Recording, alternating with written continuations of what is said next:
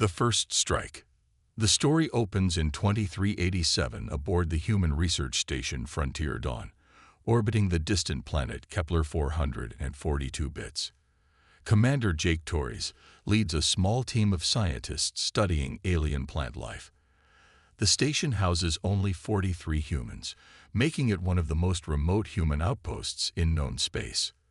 Dr. Lisa Park, the lead botanist, discovers something extraordinary in the alien soil samples. The plants contain a unique compound that could revolutionize human medicine, potentially extending human lifespan by centuries. The discovery excites the entire crew as they prepare to send their findings back to Earth. Without warning, massive alien ships emerge from hyperspace. These vessels belong to the Dominion, a powerful alliance of 6 alien species that has ruled this sector of the galaxy for over 1,000 years.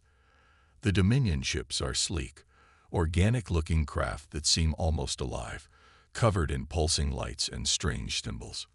Captain Rex, the Dominion fleet commander, broadcasts a message to the human station. His voice is cold and mechanical through the translation device. Humans of the Outer Rim, you have trespassed on sacred Dominion territory. Your species was warned to remain within your designated boundaries. This violation cannot go unpunished. Commander Torres tries to explain that the humans were only conducting peaceful research, but Rex cuts him off. Your intentions matter little. The Dominion Council has decided that humanity has grown too bold, too curious. You explore where you should not. You take what is not yours. This ends now. The attack begins without mercy. Dominion weapons tear through the station's shields like paper. The research facility, built for science rather than war, has no real defenses. Emergency alarms blare as sections of the station begin to decompress. Torres orders all non-essential personnel to the escape pods, but many are trapped in damaged sections. Dr. Park manages to save her research data, uploading it to a small probe that she launches toward Earth just before the station's communication array explodes. The probe disappears into hyperspace, carrying news of both the medical discovery and the Dominion attack. As the station burns around them, Torres makes a final transmission to any human ships in the area.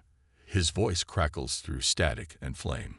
This is Frontier Dawn to all human vessels. We are under attack by hostile aliens calling themselves the Dominion. They're not just destroying our station. They're hunting down our escape pods one by one. They're killing everyone. Earth must be warned. Humanity must prepare. They think we're weak because we choose peace. They're about to learn how wrong they are. The transmission cuts to static as the station explodes in a brilliant flash of light. In the debris field, Dominion ships methodically hunt down and destroy every escape pod, ensuring no human survivors remain. Captain Rex watches the destruction with satisfaction, believing he has sent a clear message about Dominion superiority. But the probe carrying Dr. Park's data and Torres's warning travels faster than Rex's fleet. It reaches the Sol system weeks before news of the attack spreads through official channels. When Earth's deep space monitoring stations detect the probe, everything changes. The data reveals not just the medical breakthrough, but detailed scans of Dominion ships, their weapons, and most importantly, Rex's declaration that humanity had grown too bold, too curious. The attack wasn't random. It was a deliberate attempt to intimidate humanity into staying within artificial boundaries set by alien powers.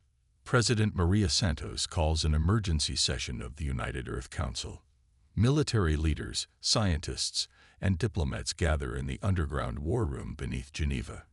Admiral Tom Blake, head of Earth's Space Defense Force, reviews the probe's data with growing anger. 43 good people die out there, Blake says, his voice tight with controlled fury. Scientists, explorers, doctors, people who dedicated their lives to expanding human knowledge. And these aliens murdered them to send us a message about staying in our place. The Council debates their response. Some argue for diplomatic solutions, others for increased defensive measures. But the probe's final transmission from Commander Torres changes everything.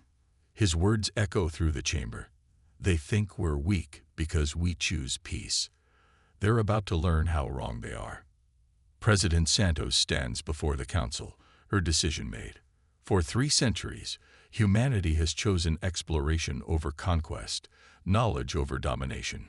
We've tried to be good neighbors in this galaxy, but the Dominion has made their position clear.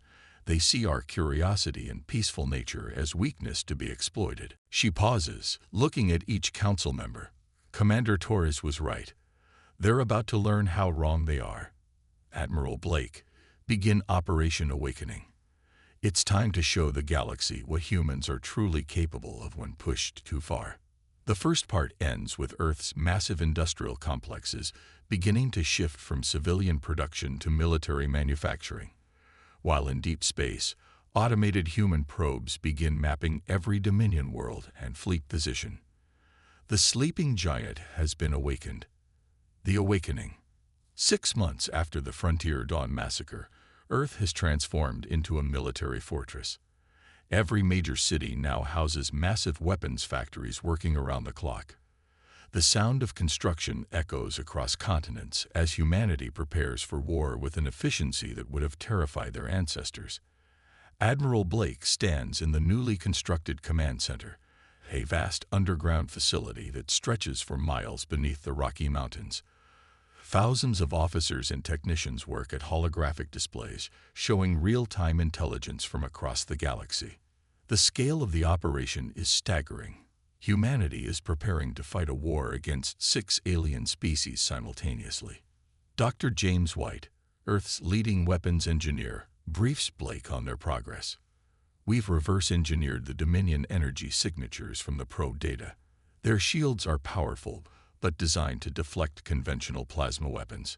However, our new kinetic bombardment systems should punch right through them.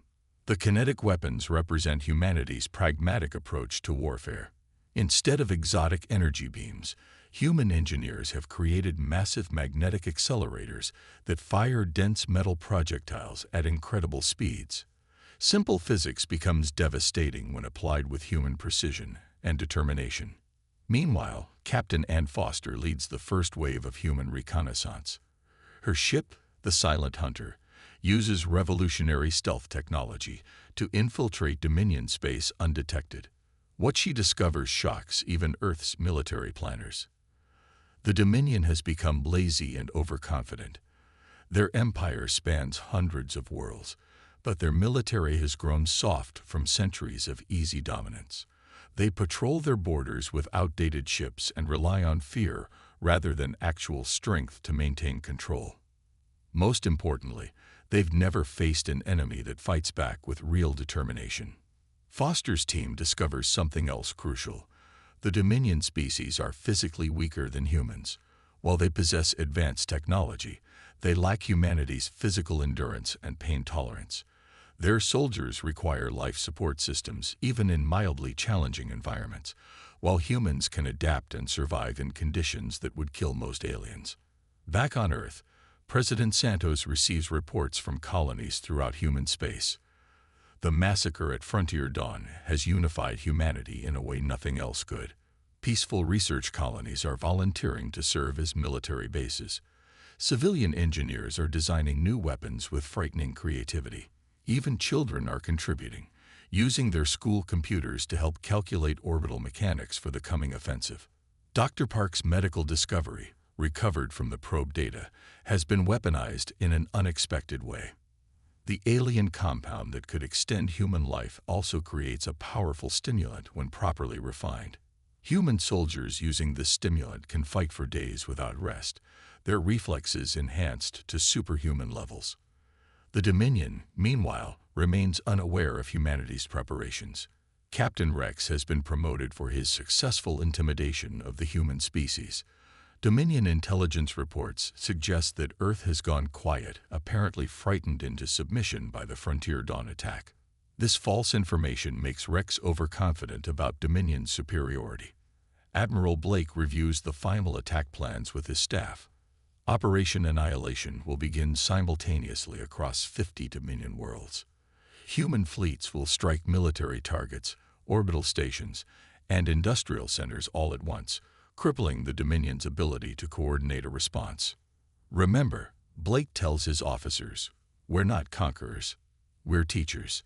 The Dominion thinks humanity is weak because we prefer peace to war. We're going to demonstrate the difference between choosing peace and being capable of only peace." The human fleets begin moving into position. Unlike the Dominion's organic-looking ships, human vessels are purely functional, angular, armored, and bristling with weapons. Each ship carries enough firepower to level a city, operated by crews who remember the 43 people who died at Frontier Dawn. Captain Maria Lopes commands the battleship Torres Revenge, named after the fallen commander. Her crew includes survivors from other Dominion attacks that Earth's intelligence network has discovered occurred regularly over the past decade. The Dominion has been quietly eliminating human outposts, testing humanity's response to aggression.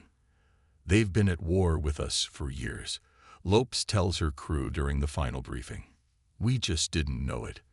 They've killed our people, destroyed our stations, and marked us for elimination.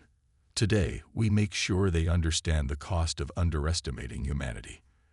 As the human fleets reach their target systems, they encounter minimal Dominion resistance. The aliens' early warning systems are designed to detect their traditional enemies, not the unique energy signatures of human technology. By the time Dominion forces realize they're under attack, human ships are already in optimal firing positions. The second part ends with Admiral Blake giving the order that will change galactic history. "All fleets, commence Operation Annihilation. Show them what happens when they mistake human mercy for human weakness." Across 50 star systems, human weapons begin to fire, and the Dominion's 1,000-year reign of terror begins to crumble. The storm unleashed. The first Dominion world to fall is Nexus Prime, a major military hub that coordinates fleet movements across 3 sectors. Captain Lopez's task force arrives at the edge of the system to find Dominion ships arranged in a traditional defensive formation, perfect for fighting other Dominion species, but useless against human tactics. Human ships don't engage in the ritualized combat that Dominion species expect. Instead, they launch thousands of kinetic projectiles from maximum range, turning space battles into precise mathematical exercises. The metal slugs, accelerated to incredible speeds, punch through Dominion shields and hulls like bullets through paper. The Dominion commander, General Vex, tries to rally his forces for a counterattack. His ships are larger and more advanced than the human vessels, but they're designed for intimidation rather than actual combat efficiency. When Vex orders his fleet to charge the human battle line, Lopes responds with devastating effectiveness. "Target their engine sections." Lopes commands, "Disable, don't destroy. We want survivors to spread the word." Her weapons officers comply with surgical precision, crippling Dominion ships without killing their crews. This mercy, however, is calculated. Lopes wants the Dominion to understand that humanity could have annihilated them completely, but chose not to. Within hours, Nexus Prime's orbital defenses are neutralized. The planet's military installations burn under precise kinetic bombardment, while civilian areas remain untouched. This restraint confuses the Dominion forces, who expected either total destruction or complete mercy, not this calculated demonstration of superior firepower. Similar scenes play out across 50 star systems. Human fleets systematically dismantle Dominion military infrastructure while carefully avoiding civilian casualties. The message is clear. Humanity can destroy the Dominion whenever it chooses, but prefers to limit the violence to those who threaten human lives. On the Dominion capital world of hegemony, the ruling council watches in shock as reports flood in from across their empire. Never in their 1,000-year history have they faced resistance on this scale. The humans aren't just fighting back. They're winning decisively at every engagement. Council Leader Prime addresses the emergency session with barely controlled panic. "How is this possible? Our intelligence said the humans were a weak species focused on research and exploration. These reports describe a military machine that rivals our entire empire." Captain Rex, now demoted and disgraced, tries to explain. The humans at Frontier Dawn fought to the last breath. Even their scientists died trying to protect their research. I thought it was desperation, but now I realize it was determination. We awakened something that should have been left sleeping. The Dominion's response is swift but ineffective. They launch retaliatory strikes against human colonies, but their forces encounter prepared defenses and coordinated resistance. Humanity has spent 6 months preparing for this war, and every human outpost has been fortified and armed. At the colony world of New Geneva, Dominion forces attack expecting to find helpless civilians. Instead, they encounter Major Rick Stone and a garrison of human Marines who have been waiting for this moment. The colonists, rather than fleeing, provide intelligence and support to the defenders. You want to see what human determination looks like. Stone asks over the communication channel as Dominion troops land. You're about to get a demonstration.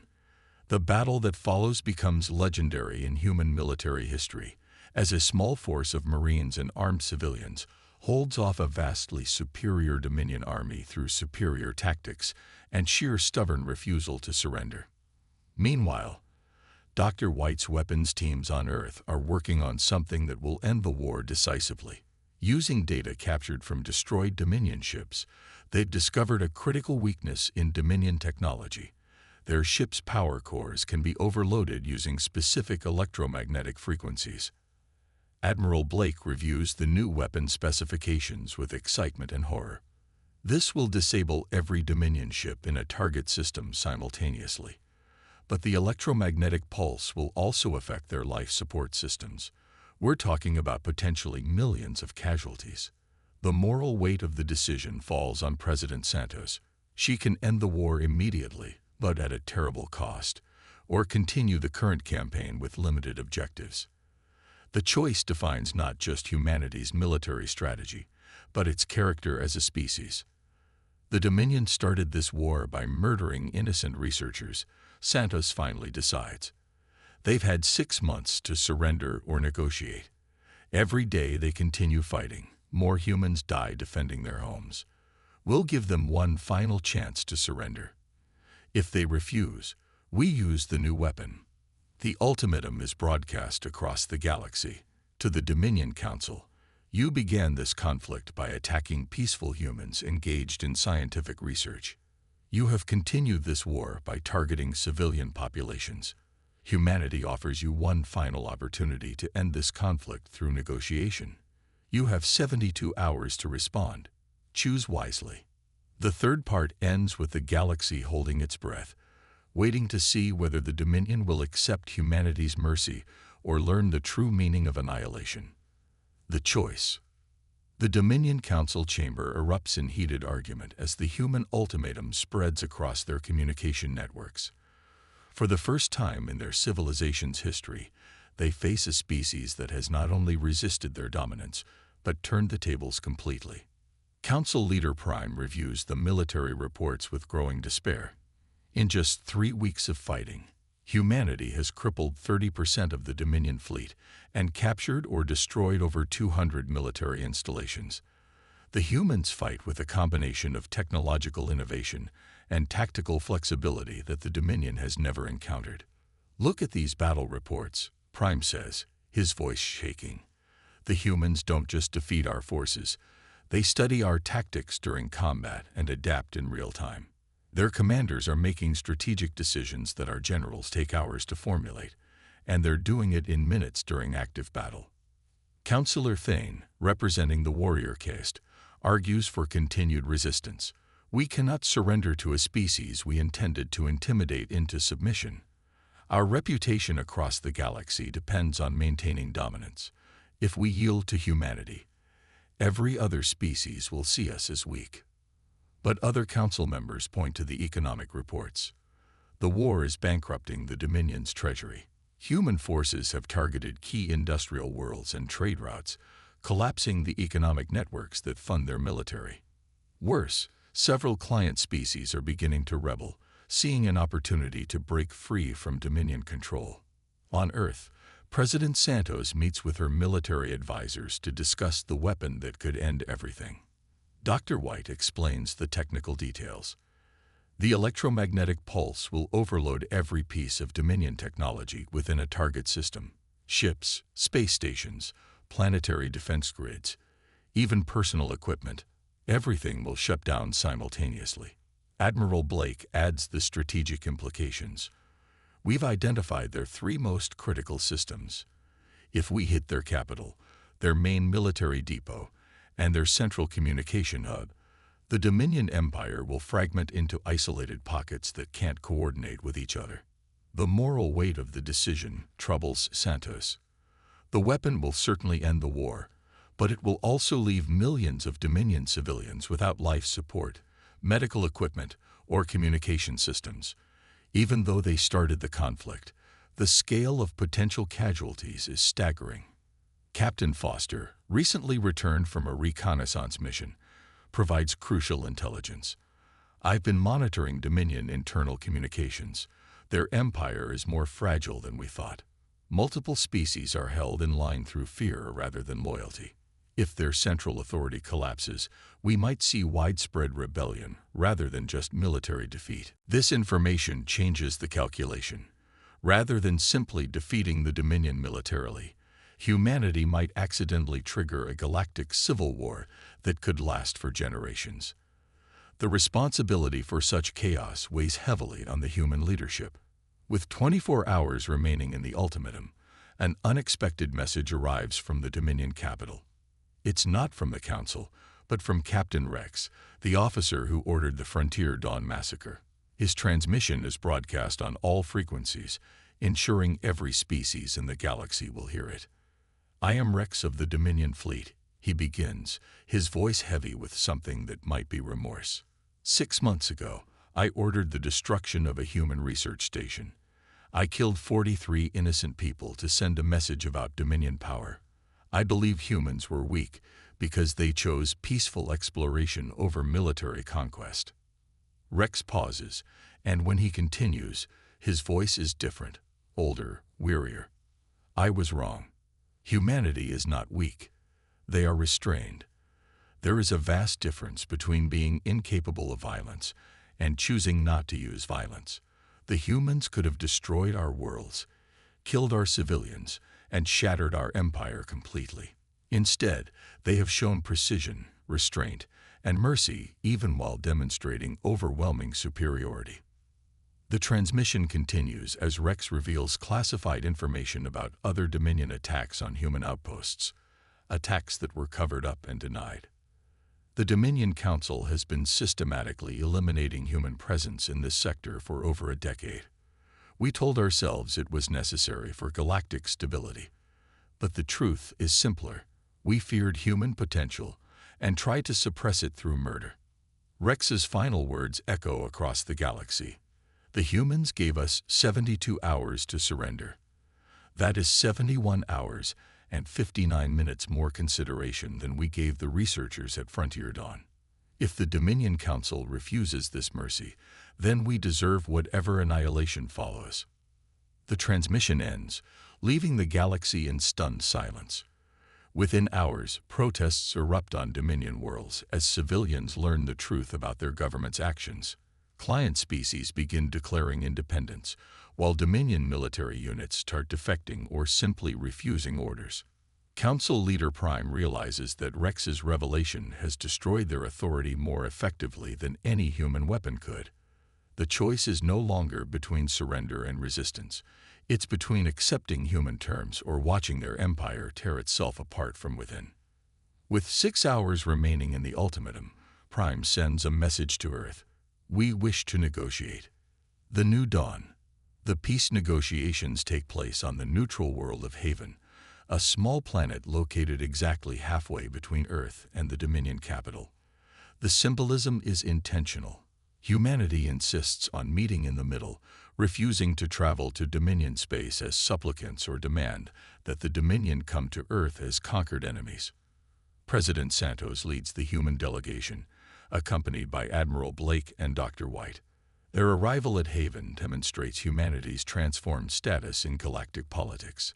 The human fleet that escorts the diplomatic ship is modest in size, but impressive in its quiet efficiency. Every alien species watching recognizes that these are not the same humans who were dismissed as peaceful researchers just months ago. Council Leader Prime arrives with a much larger fleet, but his ships maintain a respectful distance from the human vessels. The Dominion's military superiority, which once seemed absolute, now appears hollow after their devastating defeats. Prime's own officers watch the human ships with nervous respect rather than the contempt they might have shown before the war. The negotiations begin in a conference room that overlooks Haven's twin suns. Santos opens with words that set the tone for everything that follows. We are not here as conquerors dictating terms to the defeated. We are here as neighbors seeking to establish a lasting peace that benefits all species in this region of space. This approach surprises the Dominion delegation. They expected either harsh punishment or complete subjugation, not an offer of partnership. Prime responds cautiously. Humanity has demonstrated military capabilities that we underestimated. What assurances can you provide that human expansion will not threaten other species? Blake answers with characteristic directness. The same assurances that other species should have provided before attacking our research stations. We will respect the sovereign territory of any species that respects ours. We will engage in peaceful trade and scientific exchange with anyone willing to do the same. But we will not tolerate unprovoked attacks on human civilians. The negotiations continue for days, with both sides working through the complex details of establishing new galactic boundaries and trade relationships. The humans prove to be surprisingly generous in their terms, seeking only recognition of their right to exist and explore without interference.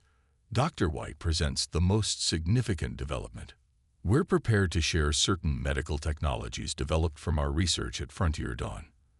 The same research that your forces tried to destroy could benefit every species in the galaxy. The offer of advanced medical technology, given freely rather than as trade leverage, demonstrates humanity's commitment to peaceful coexistence. However, humanity also makes its red lines absolutely clear. Santos presents a detailed list of human outposts that were destroyed over the past decade, each attack carefully documented with evidence of Dominion involvement. These attacks will not happen again, she states firmly. Any species that targets human civilians will face the same response that the Dominion military experienced. The turning point comes when Captain Rex requests permission to address the negotiations directly. His testimony about the systematic campaign against human expansion shocks even some members of the Dominion delegation who were unaware of the extent of their government's actions. I believed we were maintaining galactic stability, Rex admits, but we were actually preventing natural galactic evolution. Humanity represents something new, a species that combines advanced technology with genuine scientific curiosity and moral restraint. Instead of learning from them, we tried to eliminate them out of fear. Rex's words carry weight because he represents the military perspective within the Dominion. His acknowledgement of humanity's character helps other Dominion species understand that the war was not about human aggression, but about Dominion fear of change. The final treaty establishes several key principles that will govern galactic relations going forward. Human space is formally recognized and protected, with clear boundaries that all species agree to respect. Trade agreements provide for peaceful exchange of technology and resources. Most importantly, a new galactic council is established with representation from all major species, replacing the Dominion's authoritarian system. As the treaty is signed, Santos makes a final statement that defines humanity's future role in galactic civilization. We came to the stars to explore, to learn, and to grow as a species. We never wanted to be warriors, but we learned that sometimes peace must be defended with strength. We hope that our children will know a galaxy where scientific curiosity is celebrated rather than feared. The story concludes with a scene set 5 years later. Dr. Park, whose research started the entire conflict, works in a joint human-alien laboratory where scientists from multiple species collaborate on projects that benefit everyone. The facility orbits the same planet where Frontier Dawn was destroyed, now serving as a symbol of cooperation rather than conflict. Commander Torres would have been proud to see his final transmission fulfilled. Humanity chose peace, but proved they were anything but weak. The galaxy learned that lesson well, and the stars became safer for everyone who chose cooperation over conquest. The age of Dominion intimidation was over. The age of galactic partnership had begun.